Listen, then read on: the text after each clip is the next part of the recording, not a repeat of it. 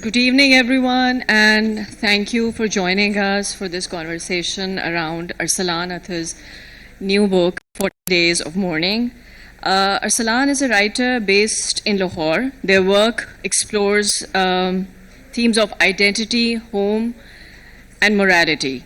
They were also a South Asia Speaks Fiction Fellow in 2021. 40 Days of Mourning is their first novel. Thank you for joining us. Thank you for having me. Arsalan, for me, what really makes this book stand out is the fact that is how brilliantly it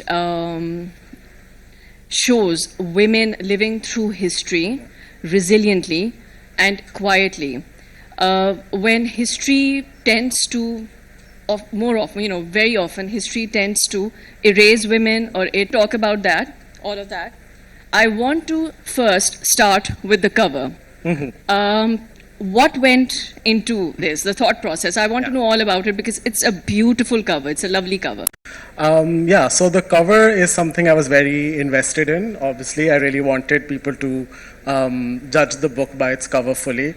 And when I approached the artist who's behind this, which is Mushba Saeed in Karachi, I essentially just sent her a massive document and said that these are the covers I like, these are the covers that fit the theme, this is what the themes of the book are, so work something out from there. So we had a few options. One was kind of like more of an architectural direction, one was more of a thematic direction, and one was more of a character base, so based off of Salima and her life. And I really liked the eyes and the way that it kind of triples down into the necklace.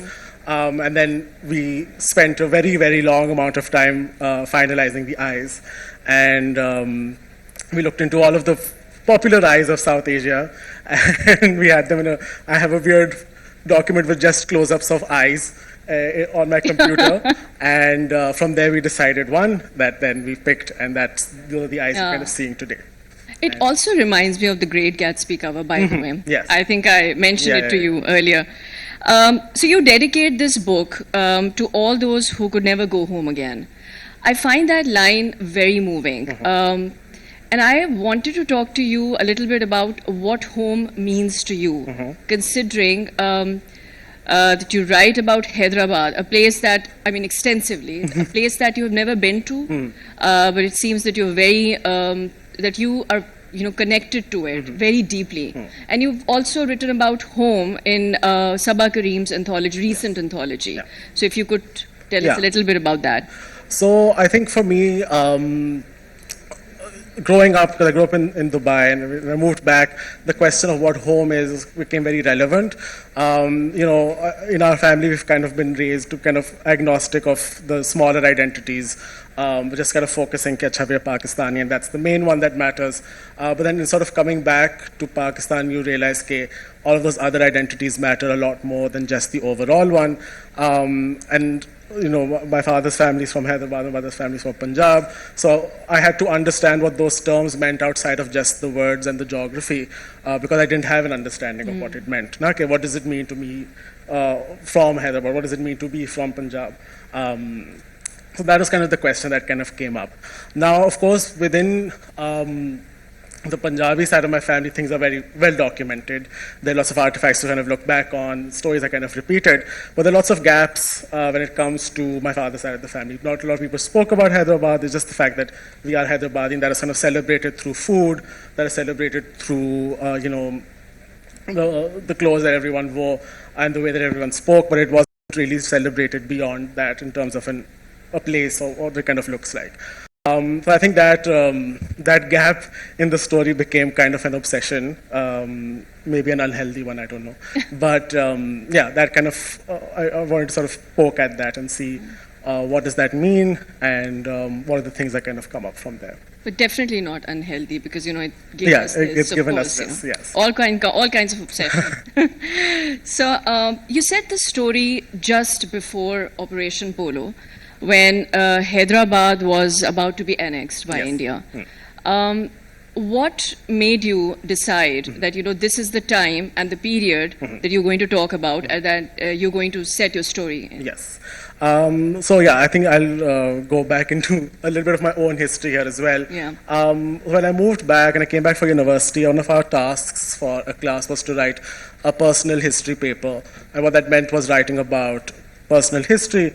And in that time, I kind of found out that there was a period of independence that Hyderabad had, which I did not know about at all, and not something that's discussed ever. And if you consider the fact that my grandparents were most definitely survivors of that event, that their siblings were also survivors of that event, that I am directly related to people who lived through the Indian annexation of Hyderabad, and then for me to not know about it was kind of jarring.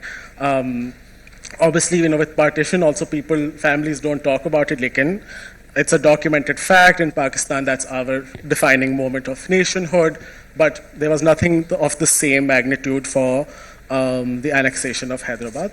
So then again, unhealthy obsession went down multiple rabbit holes and kind of started to figure out, okay, this was a very interesting period of time where this very large Muslim state existed within the map of India. And one image that kind of ingrained in my brain is, if you look at the map, and I wish I actually got it up, but whatever.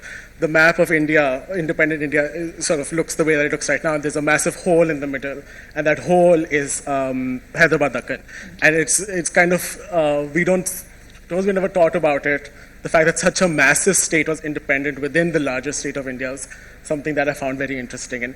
And then also contending that with the fact that the most I knew about Hyderabad was that the Nizam of Hyderabad was the wealthiest man of the time. Uske alawa I really didn't know much, so that's, not much was discussed. So kind of understanding why was that independence given, who fought for that independence and why did it kind of crumble, sort of became the main things I wanted to explore. So yeah, that's kind of where that came from. And obviously that 1 year of independence within a larger context of independence was interesting. How were people in Hyderabad feeling about it? Was there a sense of it ending, or was it a sense of, okay, we're independent, full stop, we'll never be part of India? What were the feelings of the time? And that's kind of where that setting came in, because it was an interesting setting. It was a setting I'd never read before, historically, fiction, whatever. And that's kind of where that kind of came from. Yeah, I was actually thinking about that. The Hyderabad that you write about is trying to stay independent, right? And everything around it is falling apart. Yes. Do you see any parallels between that world, that Hyderabad, and the world that we're living in today, right now? I definitely do, which is why I kind of do dedicate the beginning of the book to everyone who could not return home. Because I think we're seeing right now with Palestine, with so many other conflicts, that there are places in the world that are being taken over, where people are being told, okay, you can't live here anymore. We've taken over. And that, obviously Palestine's kind of the very end of that spectrum, and is very extreme in that sense. But kind of Hyderabad represents that, where it wanted its own identity, it wanted its own culture to stay alive, and the larger state around it could not tolerate that, and it kind of took over. I mean, same thing for Pakistan. Pakistan has also done this, not to say that India is particularly evil in this, but the fact that it was such a large area that it took over is kind of the more,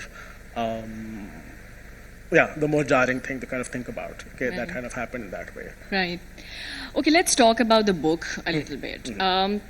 I particularly like the opening of the book. I mean, the way you have vividly described everything, the light, the sounds, and even the weight of the air. How did you capture all of that? I mean, was it research or memory, or not memory, of course, research? I mean, what was it? It was a lot of research. I think I spent a lot of time researching that time period, what it looked like, what the houses looked like, what the streets looked like, trying to look down like as many archives as possible and finding the information that I needed. That meant looking at maps of Hyderabad, how is the city divided, and then and then also using imagination to sort of make things as convenient as possible, right? Because there are lots of things that research and archives don't give you, so you had to fill those gaps in yourself and kind of right, make those imaginary. This is the work of fiction, right? You have the foundation of the history, and then beyond that, there are things that then I've made as sort of imagined. So there are some things I would say, if you were to look at the official narrative, or not the narrative, but the official timeline of events of Operation Polo, as in when India annexed, there are some things that maybe aren't exactly the same, but that it becomes irrelevant because this is also fiction based off of the historical event itself. But this is historical fiction? This is historical. Right.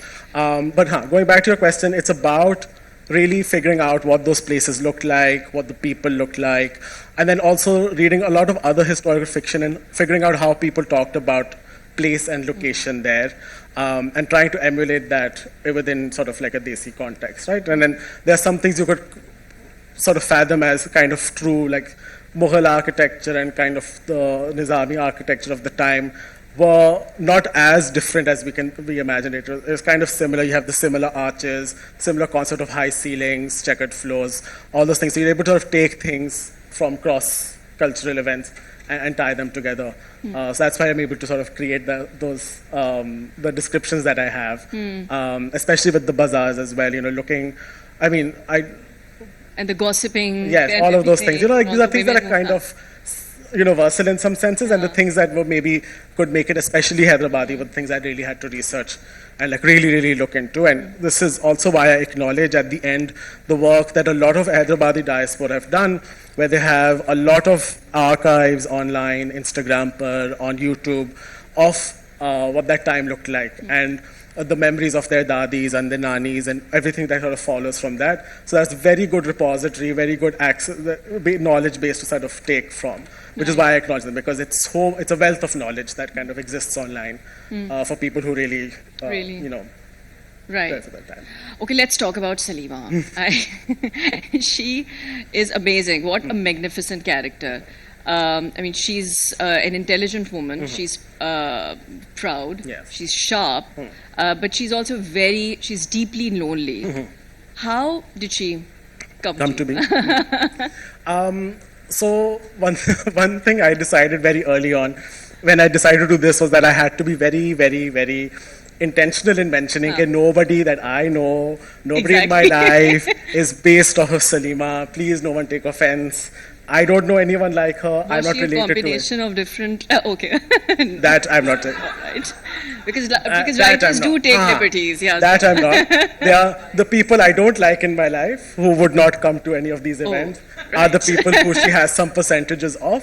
But so she's kind of less inspired by people I know, but more inspired by the circumstances of the time. Right? She is somebody who is at the first instant very privileged, but at the same time she's someone who lacks a lot of knowledge. She's kept away from big decisions. She does not know the future of her home. She does not know the future of her family, but she's trying desperately to gain control, to gain power, and to sort of have companionship in the way that she wants it, not in the way that life has given it to her. And so within that, then you kind of get a character who is a little bitter, a little selfish, but also has moments of being loving towards other people, but those are rare. And that brings me to my next question. When we meet her in the beginning, she is trapped in this loveless marriage, and she's having an affair, which it almost sounds like a rebellion against her life and how her life turned out to be. So, were you trying to explore love as an act of defiance? I think I wouldn't say that that's where it started from. I think it was mainly about creating a character who was trying to make the best of the situation that she was handed. Life dealt her a certain hand of cards. She did not like it. She's trying to exchange things and see how she can make things better. So that's where it started from. But then as you kind of added more things around it, then you're saying, okay, she hasn't accepted life in any way. She rebels against life in multiple ways, be it with the daughter she technically adopts from the daughter she has, from her mother, her father, her husband. So she kind of has moments where she's rebelling against everyone. in that one relationship she has outside of her marriage. She's rebelling against all of those relationships, not just her marital one, but every relationship when she does that. And that is her way of gaining power. She holds power over Naveed as well, who is her lover. And the exercise of her going out of her marriage is an exercise of her trying to gain some power in a situation where power is being taken from her, not just by her husband, but by all the men around her.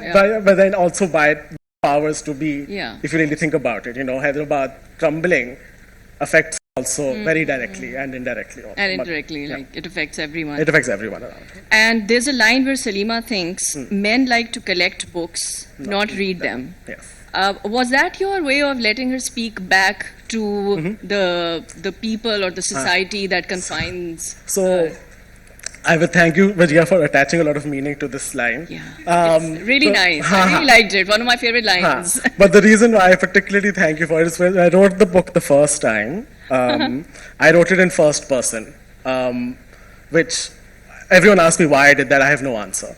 I have no answer for why I wrote it in first person. I just did. So a lot of the lines that you're kind of seeing, Salima's witticisms, her sassiness, are from that time, and I could not let go of those in the editing process because I really thought they spoke to her character immensely. So when I shifted the book from first to third person, there were things that I said I cannot lose certain aspects of the things that she's saying as internal thoughts or as external thoughts. So which is why things like men like to collect books, not read them, comes from that. From my, but it's such a powerful line. Exactly. I only kept things that worked. I mean, I'm not I take feedback as a writer, so this is not that. I just there were some things I just felt so particularly attached to, and there are lots of things that, of course, have been lost in the edit too. But these kinds of lines that you have throughout the book, where Salima's thinking about certain things, they come from that first-person narrative where the book started, and they carry forward into this as the third-person narrative. And this book is not only about Selma; it's about so many other women who surround her, like her maid Ruqayya, her relationship with her daughters, which is strained, of course. And you write from a very feminine perspective, right? It's like, and how difficult was it? Or how was it to write from this perspective and to inhabit that inner world, basically? It was a lot of reading. I think that's the biggest thing. I had to read a lot. I had to read extensively, not just partition fiction, but fiction about other women writing about motherhood, other women writing about loss, to understand that perspective as well as that I could, because obviously it's not my lived experience. So it is about reading as extensively as possible, and then also seeing what other men have done wrong in writing women, right? I think that's also a big lesson, right? If we talk about physicality, if we talk about all those things that kind of are stereotypes, it became a clear, no-go of this area. But then everything else in terms of emotionality, in terms of relationships, in terms of connections, that I kind of had to fill those gaps in, either through other partition novels or through other general historical or general novels as well. So reading it as extensively as I could was kind of the thing that helped, and then taking note of what the writers are doing. I mean, I kind of use those books as textbooks, honestly, figuring out where is that perspective coming from, how is that perspective making me feel, and what I need to take from it into this, essentially. And then the other thing is also, I had to be very firm and decide who Selma is. When I joined South Asia Speaks, the first thing my mentor said to me was, don't write anything. I want you to spend a month, 2 months figuring out who Selma is. I want you to embody her, not as she said, don't write anything, nothing. If I ask you a question about her as an interview, you should be able to answer as her as well. So that meant I had to really think about who is she, what is her worldview, what are her relationships like, why does she do a certain thing, and create, for lack of a better word, a very in-depth character sketch of her for me to really understand who this person is. So I really had spent a lot of time to fully understand who she is and then sort of work within those confounds. And this was back in 2021. Yes. I mean, you had it in your mind that you were going to write about Selma. Yeah. I mean, you had so in that 2021, yes. Before that, there was a version of this book which was really not good. And it was a much different book. Salima was older. Right. And a lot of the book was told in flashback. Flashback is the, yeah.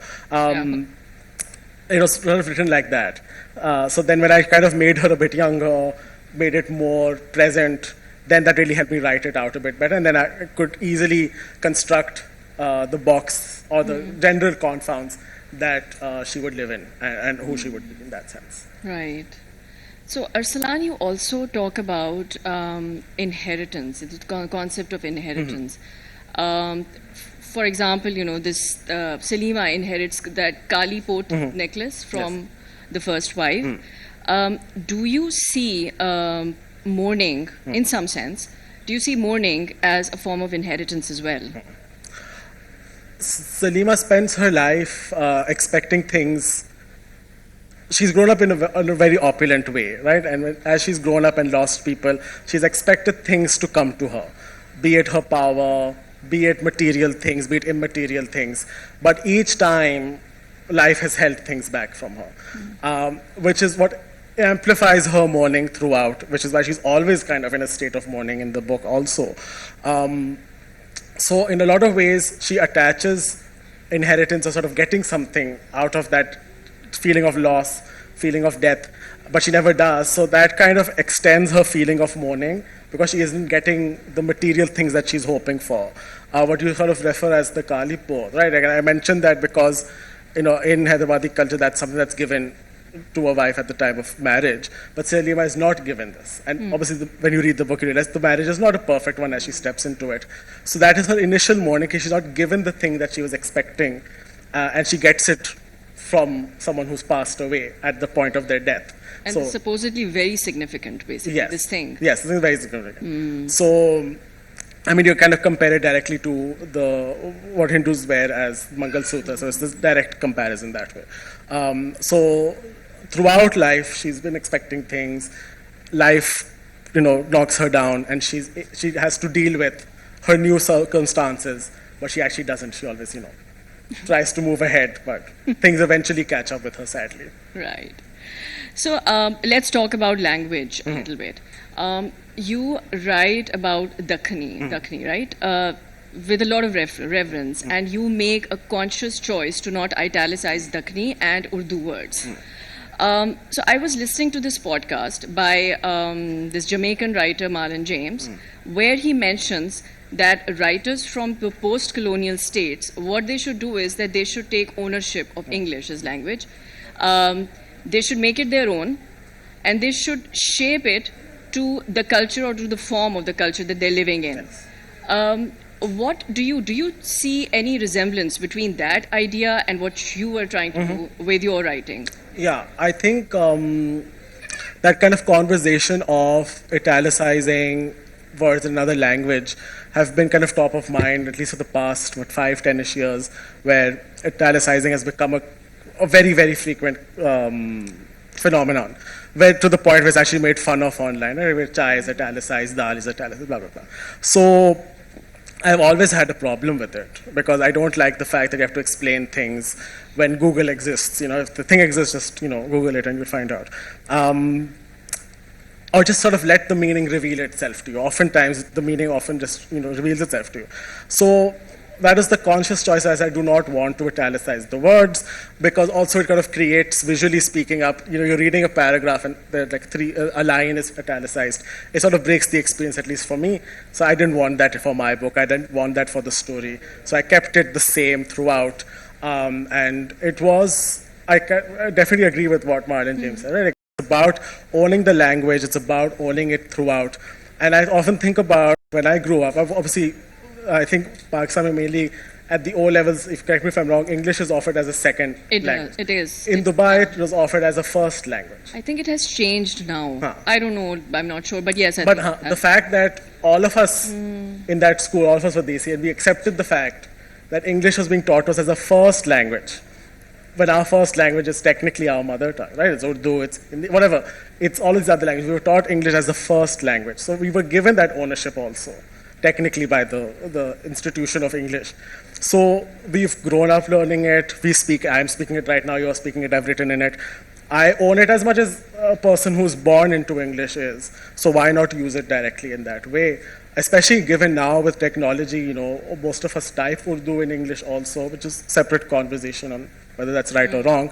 But we've owned it in a lot of ways, so why not own it, when it comes to literature and what we're writing? And I think dialogues just work better that way. And I don't explain anything.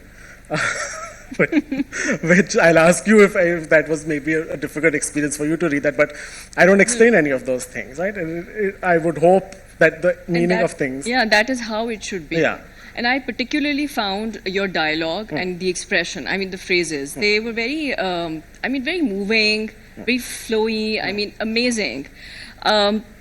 Did you find the voice of the book through the language or the characters, like the expressions, the phrases, No, I the found adabs and everything? No, the language definitely. The language built the tone because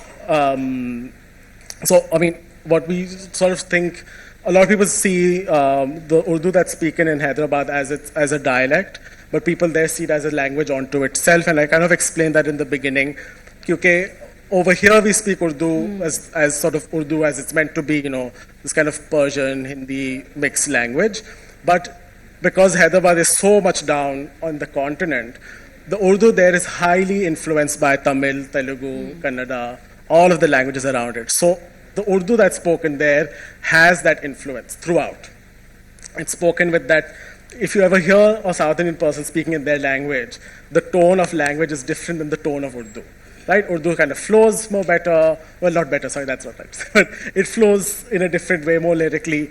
But the languages of the South have a different rhythm to it. And that rhythm is what is carried forward in the way Dakhni or Urdu that is spoken in Hyderabad is. So it was important to capture that tone entirely because that built the character of Selma as best as possible to make it as realistic as possible. But the other thing is also, it is such a distinctive culture onto itself, that culture also had to be given the right dues. It had to be given the right respect. And, I could not just say it's an Urdu-speaking culture because that's not what it is.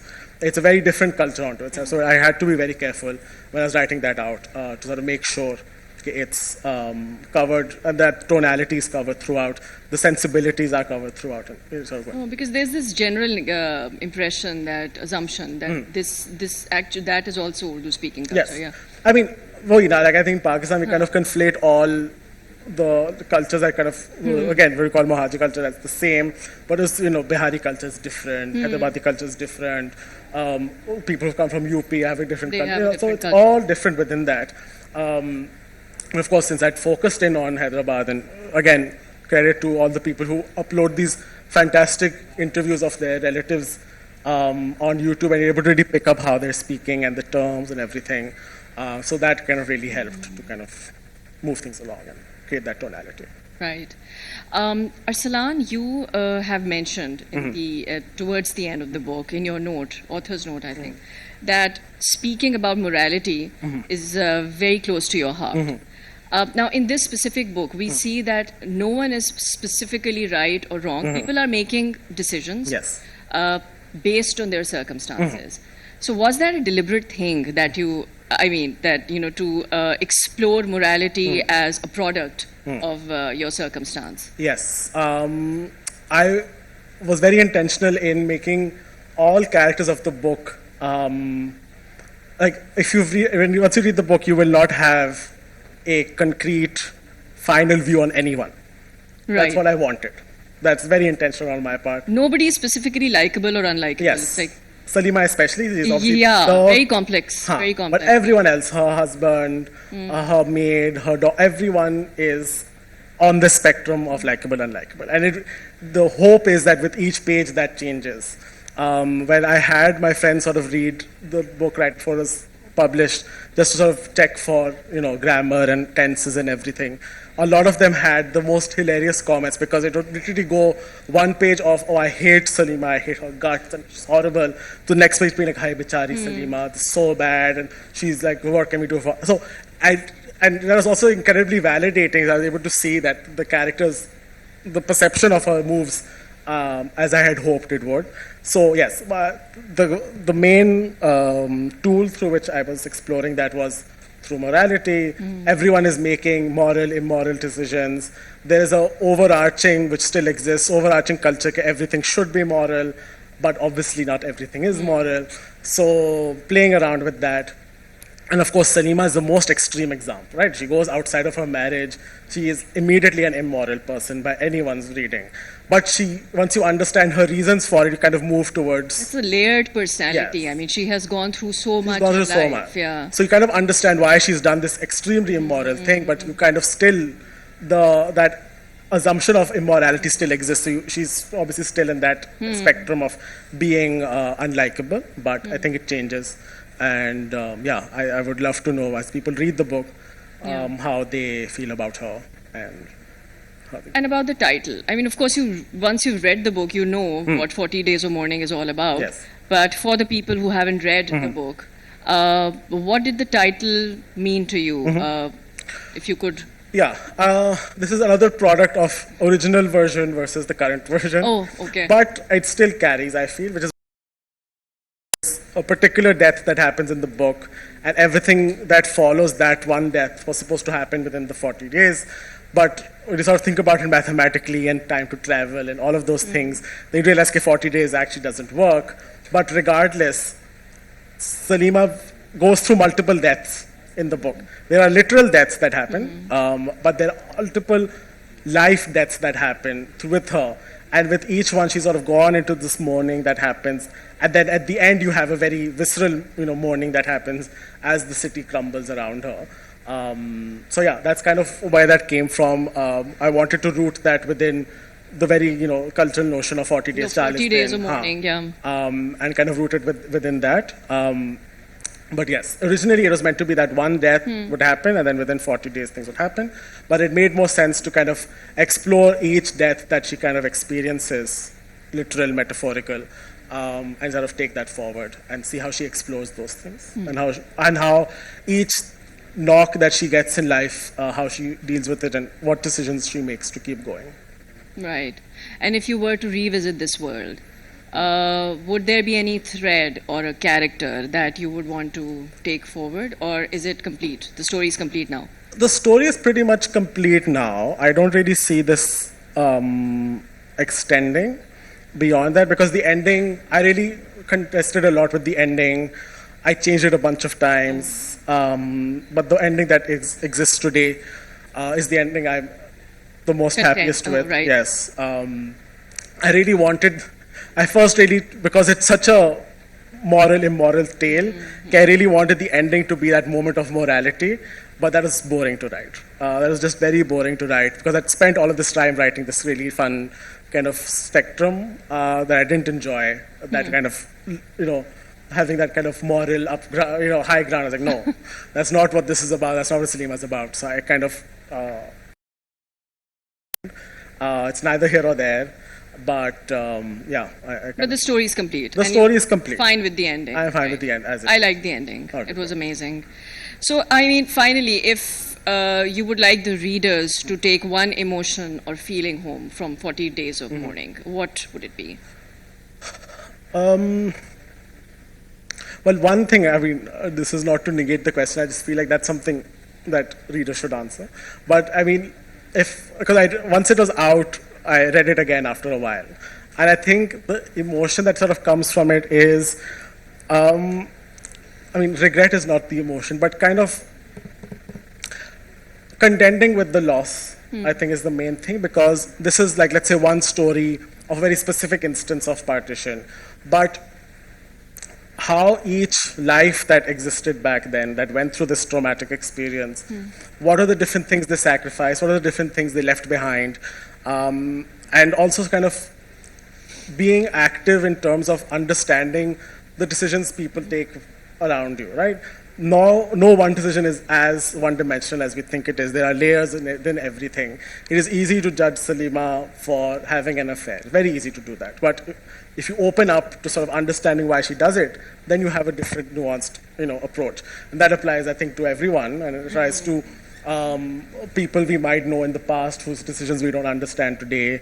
That applies to multiple things. So I think that's maybe one thing, just not seeing decisions as one-dimensional, sort of plainal decisions, but kind of nuanced. Because there's always a context. There's always a lot of context, always emotion, ups and downs.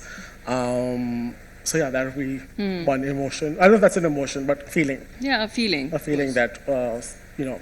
So I think we can now open the floor to the audience. You can raise your hands if you want to ask any questions, but please make it short so that we can hear from as many people as possible. Mike. And do we have any questions, by the way? Okay.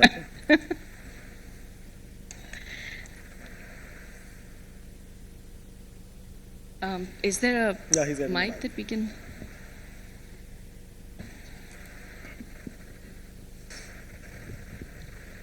Assalamu alaikum ji. My name is Kazim and I'm curious. So if you could draw a parallel between the soul of Selima and soul of the state of Hyderabad at that time and circumstances, what could be 1 to 2 striking similarities between these two? One would be delusion. Because the state of Hyderabad truly believed, if not the leading, the ruling elites, the people definitely believed that it was an independent state and that they would be independent forever. And I think secondly is kind of seeing yourself as grand. I think a lot of the personality of the state that exists up till today is that it's a very grand state that existed. Obviously, there were lots of problems within it, but each time I'd listen to someone talking about their home in Hyderabad or their life before Operation Polo, it was always from that instance of grandeur or of opulence. And not to say that everyone is living an opulent life, obviously that's not the case, but the way the city was built, the way the city life was, there was kind of this vision of of grandeur. And overall, yes, I would say delusion was 100% a part of it. Hyderabad believed it would not happen, that India would not walk in. Maybe the night before they realized, but overarchingly, if you look at that year, because they were given 1 year, from August 15th, 47 to August 15th, 48, okay, you spend this 1 year independent and then you tell us what you want to do. And they fully believed that the Nizam would be able to negotiate a deal into which the borders would be drawn around Hyderabad and it would exist as it is. This also reminds me, thank you for this question, other thing to talk about, and adds into the point of delusion, is the other thing that really interested me about Hyderabad. Again, because it's fiction, I really can't explore it, but this person is mentioned a lot, is that the Nizam of Hyderabad, as the wealthiest person who happened to be Muslim, was that when the Ottoman Empire fell, he fully believed that he could become the next ruler. And the evidence of this is in the fact that he marries his son to the Ottoman ruler's daughter. So the Princess Dureshehvar, who is the Turkish Bahu of the Ottoman Empire, of the Nizam, that marriage existed because it was the belief of the Nizam that he could take over as the next ruler of the Muslim world. However, then luck doesn't work his way because the subcontinent sort of goes into flames and he's unable to move that. And then, of course, the marriage also for ruler. And the evidence of this is in the fact that he marries his son to the Ottoman ruler's daughter. So the Princess Dureshehvar, who is the Turkish Bahu of the Ottoman Empire, of the Nizam, that marriage existed because it was the belief of the Nizam that he could take over as the next ruler of the Muslim world. However, then luck doesn't work his way because the subcontinent sort of goes into flames and he's unable to move that. And then, of course, the marriage also falls apart.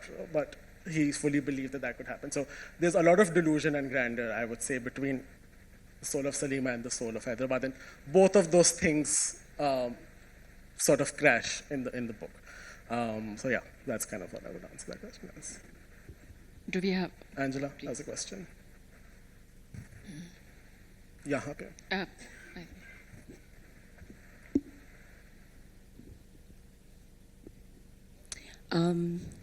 Thank you. This has been a joy to listen to, and I think particularly for me because I'm really enjoying reading historical fiction, particularly from the global south.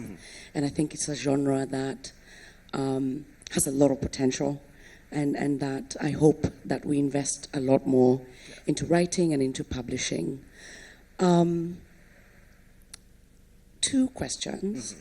One, what surprised you the most about your research into this period?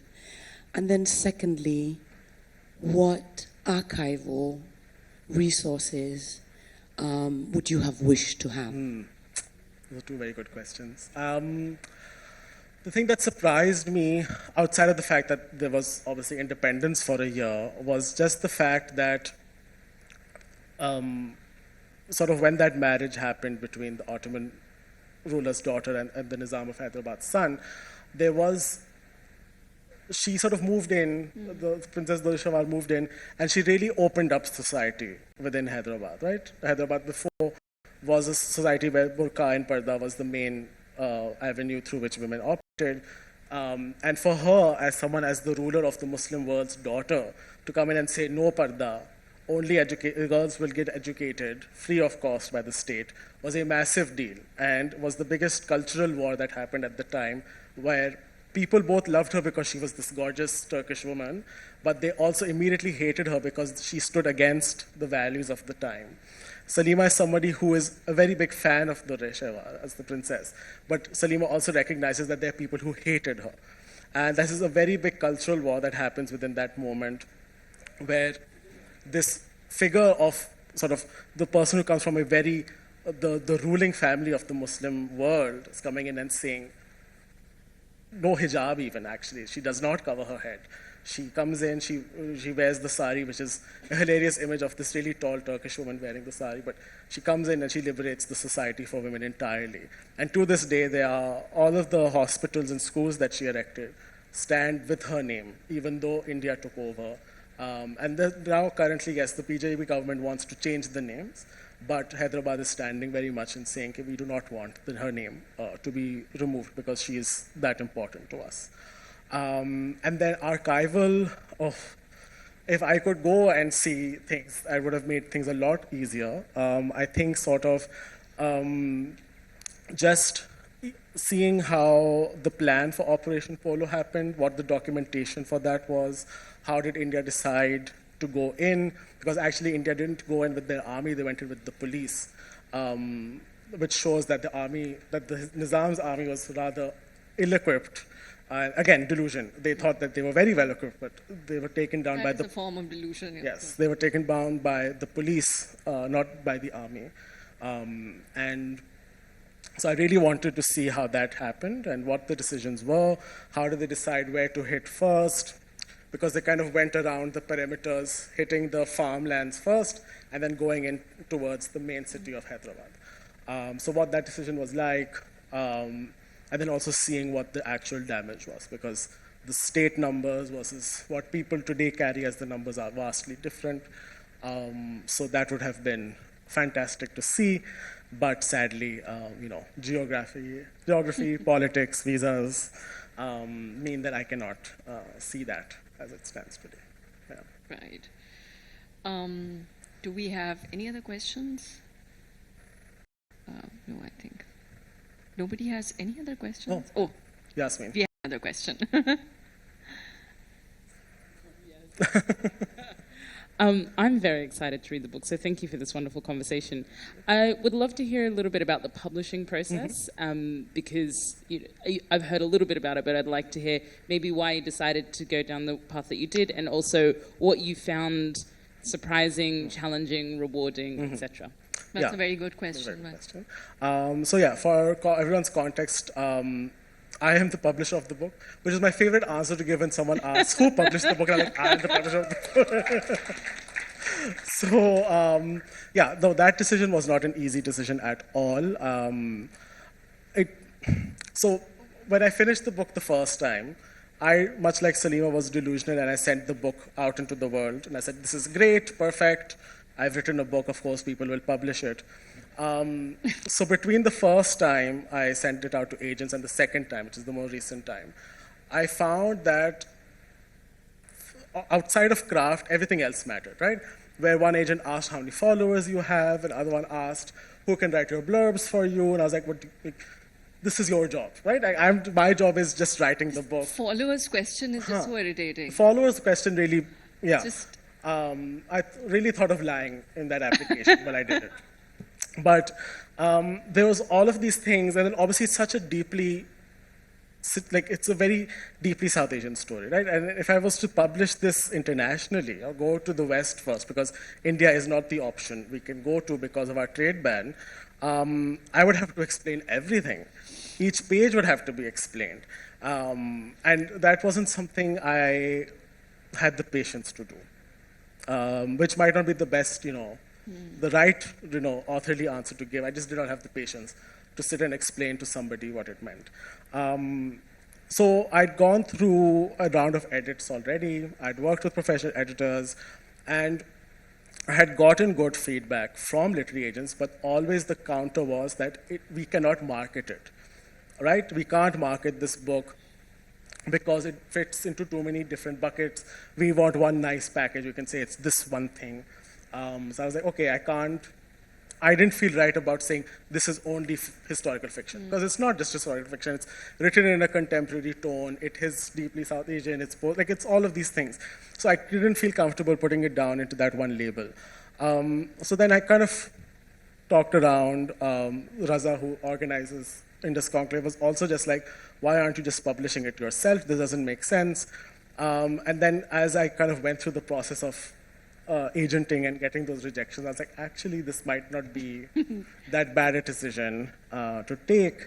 So then I kind of did a bit of research as to what it would cost, what the legality of it would be, what the process looks like. And I'm grateful that I have a good community around me that is able to guide me through this process, so that I was able to kind of put it together.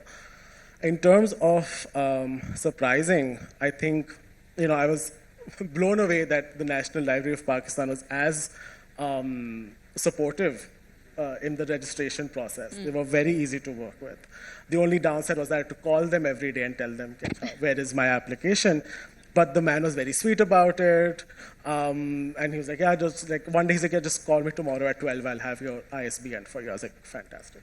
So he was very supportive, and I, shout out to Abdul Qaddus, the National Library of Pakistan. He's a very supportive man.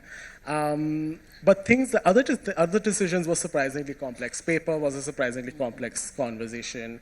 The cover, again, because I had the power to, have a certain image come through, I was very happy to kind of work with the artist, figure out the right eyes, figure out the right, where the tears would go. Even the outline as well is kind of inspired by different Hyderabadi buildings. Arches are done that way. So I was able to really assert that kind of a very intricate cover. The vision, that I wanted for it. And of course, Mishma was very, good to work with as well, and she understood the vision as well. So we were able to work in that sense. So some things were surprisingly easy, and some things were surprisingly difficult. And yeah, I think it's just, I'm grateful that I had a good community around me, people who'd worked in publishing, who are publishing right now. And yeah, another thing is also that I had confidence in the work. I knew that if I did anything else to it, it would ruin it. So I just kind of went with that. But I have a question. Now you have a publishing company. Yes. Are you going to publish other writers? First, let's do this. This is the first book event, Ajia. Please, this is the first one. But that is the intention.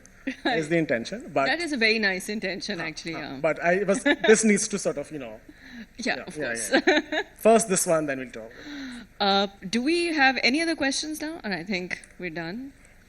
So this book is, and everybody should get this book, by the way, it's not to be missed. It's available at the Last Word stall outside, and Arsalan will be there to sign the books. And thank you so much, Arsalan, for this amazing conversation. Thank you, everyone, for joining. Please get your books. Thank you.